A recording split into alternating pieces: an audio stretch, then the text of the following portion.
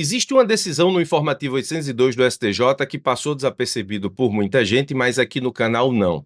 É uma decisão importante sobre improbidade e ela diz respeito ao cancelamento do tema 1096 por parte do STJ. Na verdade, esse tema estava afetado, não foi definitivamente julgado, antes disso foi cancelado. Você pode estar se perguntando, professor, por que um cancelamento de um tema no que diz respeito à jurisprudência do STJ é importante para mim, é importante para os meus estudos, é importante para os meus concursos? Porque você pode, na segunda fase de um concurso da advocacia pública, enfrentar esse tipo de questionamento aqui, ó. Discorra, descreva, fale tudo o que você sabe sobre o dano patrimonial in re ipsa e a nova improbidade.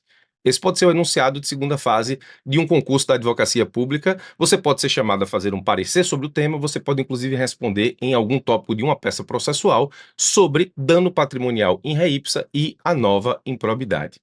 Deixa eu te dizer uma coisa importante a título de estudos para concurso. Eu vou responder esse questionamento no decorrer desse vídeo.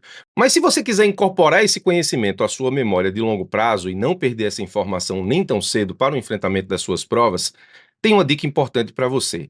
Pause esse vídeo, pegue um lápis, pegue uma folha de papel e tente responder exatamente o questionamento que eu acabei de fazer.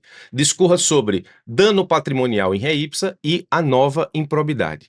O esforço intelectual que você vai fazer para responder essa questão é fundamental para que você possa não só compreender o que eu vou dizer aqui, em termos de destrinchar o que decidiu o STJ, bem como para reforçar esse conhecimento na tua memória de longo prazo, fazendo com que essas informações não sejam perdidas nem tão cedo. Então vamos lá. Discorra sobre dano patrimonial in re ipsa e a nova improbidade. Para que a gente possa enfrentar esse questionamento com dignidade intelectual, ou seja, com chances reais de tirar uma boa nota na prova, você primeiro precisa explicar para o seu examinador o que é dano in re ipsa. In re ipsa é uma expressão latina que quer dizer que da própria coisa, ou da coisa em si, proveniente da própria coisa. Significa dizer, em termos práticos, que o dano in re ipsa é aquele dano oriundo da própria existência da coisa, ou do fato, ou do ato praticado. Ou seja, em outras palavras, doutrina e jurisprudência dizem que dano in re ipsa é aquele que não precisa de comprovação. É natural que no direito, aquilo que se alega, por exemplo, em ações judiciais, você tenha que comprovar a existência do que você alegou. O dano in re ipsa, ele não precisa de comprovação. A própria existência do dano já traz em si, pela própria coisa ou proveniente da coisa em si, as características do dano. Muito bem. Se você não entendeu, vai dar para entender exatamente com o que está previsto no artigo 10, inciso 8º da Lei de Improbidade, tanto na redação original quanto na nova redação, a redação dada pela Lei 14.230. Na redação original, o artigo 10 da Lei de Improbidade, ele faz previsão dos atos de improbidade que causam lesão ou prejuízo ao erário. A redação original, atenção, essa redação não é mais vigente, mas a gente precisa entender a redação original para entender por que o STJ cancelou o tema 1096. A redação original diz assim: constitui ato de improbidade administrativa que causa lesão ao erário qualquer ação ou omissão dolosa ou culposa. Atenção que na nova improbidade esse culposa não existe mais, que enseje perda patrimonial, desvio, apropriação, malbaratamento ou dilapidação dos bens ou haveres das entidades referidas no artigo 1º desta lei e notadamente. Então, o artigo 10 caput da redação original da Lei de Improbidade faz previsão dos atos de improbidade que causam prejuízo ao erário. Prevê conduta dolosa ou culposa, a culposa não existe mais, mas enseja o dano ou a lesão ao erário, a perda patrimonial, desvio, apropriação, malbaratamento ou dilapidação de bens ou haveres. A interpretação prima facie do artigo 10 diz o seguinte: para que eu comprove a existência de um ato de improbidade que causa prejuízo ao erário, eu preciso demonstrar efetivo prejuízo ao erário. Muito bem.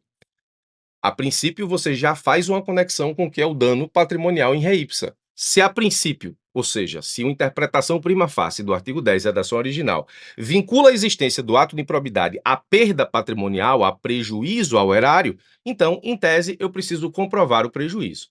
Ocorre que o artigo 10, ele tem também, na sua redação original, um inciso 8º que diz assim, ó: é ato de improbidade que causa lesão ao erário, frustrar a licitude de processo licitatório ou de processo seletivo para a celebração de parcerias com entidades sem fins lucrativos ou dispensá-los indevidamente. Bom, se você parar direitinho para analisar a redação do inciso 8º do artigo 10, você vai perceber que é ato de improbidade frustrar a licitude de processo licitatório. Muito bem. Como é que eu comprovo o efetivo prejuízo ao erário se eu, agente público, frustrei um processo licitatório, frustrei a licitude de um processo licitatório? Aí a pergunta que se faz é: como é que se demonstra o prejuízo efetivo ao erário se eu, agente público, de forma dolosa ou culposa na redação original da LIA, frustro a licitude de procedimento licitatório? Em outras palavras, eu preciso demonstrar perda patrimonial efetiva ou só o fato de atrapalhar ou só o fato de frustrar a licitude da licitação ao atrasar a administração na escolha da melhor proposta já enseja a improbidade, de forma que eu não precise efetivamente demonstrar perda patrimonial. Resolvendo essa questão, o STJ criou o dano patrimonial in re ipsa para o inciso 8º do artigo 10 da LIA.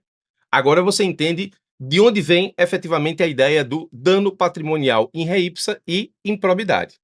O STJ disse que se eu frustrar o processo licitatório, se eu frustrar a licitude de um processo licitatório, no momento em que eu for acusado de improbidade nos termos da redação original, o Ministério Público, por exemplo, ou a Fazenda Pública, autora da ação de improbidade, não precisa demonstrar o efetivo prejuízo patrimonial decorrente da frustração da licitude do processo licitatório. O simples fato de atrapalhar a licitação já geraria, pela sua própria natureza in re ipsa, o dano patrimonial para justificar a sua capitulação no artigo 10, inciso 8º da Lei de Improbidade Administrativa.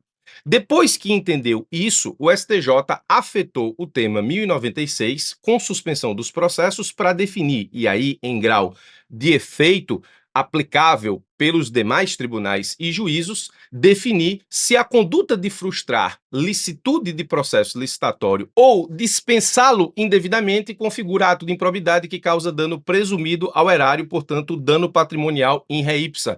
O STJ afetou o tema 1096 do dia 8/6/2021.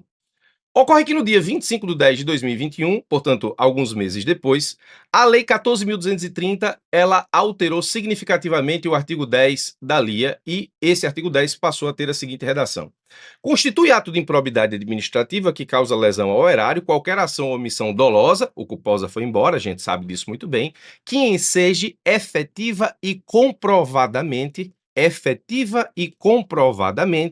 perda patrimonial, desvio, apropriação, malbaratamento ou dilapidação dos bens ou haveres das entidades referidas no artigo 1 desta lei, e notadamente. E manteve o inciso 8º com uma redação mais apurada no seguinte sentido: a redação foi alterada, o inciso mantido, mas a redação alterada pela Lei 14.230.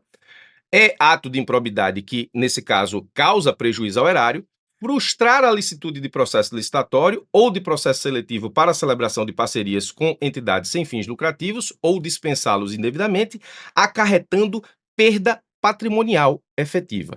Então, a dúvida que a gente tinha sobre a necessidade premente de comprovar efetivamente a perda patrimonial, o prejuízo patrimonial ao erário decorrente da aplicação do inciso 8º do artigo 10 da LIA na redação original, e a criação do STJ da ideia de dano patrimonial in re ipsa para o inciso 8 do artigo 10 da LIA foi diretamente afastada pelo legislador da Lei 14.230 no que diz respeito às alterações que promoveu na Lei de Improbidade. Então, se havia a construção jurisprudencial do dano patrimonial in re ipsa para a frustração da licitude de processo licitatório, o que chegou a ser assim admitido pelo STJ, cujo tema 1096 foi afetado de forma a criar o precedente, essa situação criada pelo STJ, ou seja, dano patrimonial in re ipsa, afetada pelo tema 1096, perde completamente o sentido quando o novo legislador vem e diz: acaba com essa história de dano patrimonial in re ipsa para o inciso 8º, do artigo 10 da Lei de Improbidade, com a nova redação, porque frustrar a licitude de processo licitatório exige a demonstração efetiva da perda patrimonial, para que isso seja considerado um ato de improbidade que causa lesão ao erário.